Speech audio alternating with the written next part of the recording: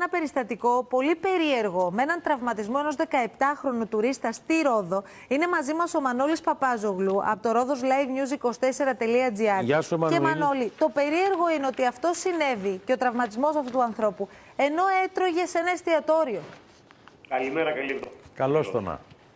Λοιπόν, είναι αυτό που λέμε αν έχει τύχη διάβαινε και ριζικό περπάτα. Κάπως έτσι είναι η κατάσταση αυτή. Για να δείξουμε και το. Να, κοιτάξτε εδώ ο άνθρωπος, το παιδί τι έπαθε. Πώς έγινε αυτό, Μανώλη? Πήγε για φαγητό σε ένα εστιατόριο στην Παλιά Βολή. Ναι.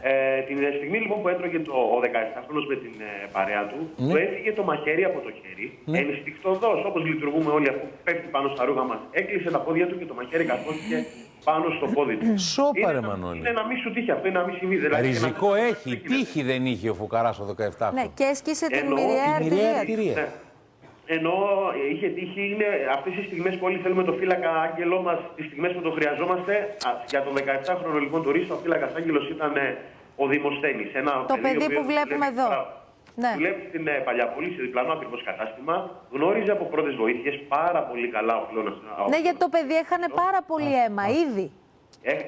Ήταν πολύ ακατάσχετη αιμορραγία. Χτύπησε κεντρική μοιραία ορτή, από ό,τι μας είπαν από το ΕΚΑΒ. Ρε παιδιά, πώς καρφώθηκε και έσχισε την μοιραία? Έκλεισε με τα πόδια του το μαχαίρι. Ναι.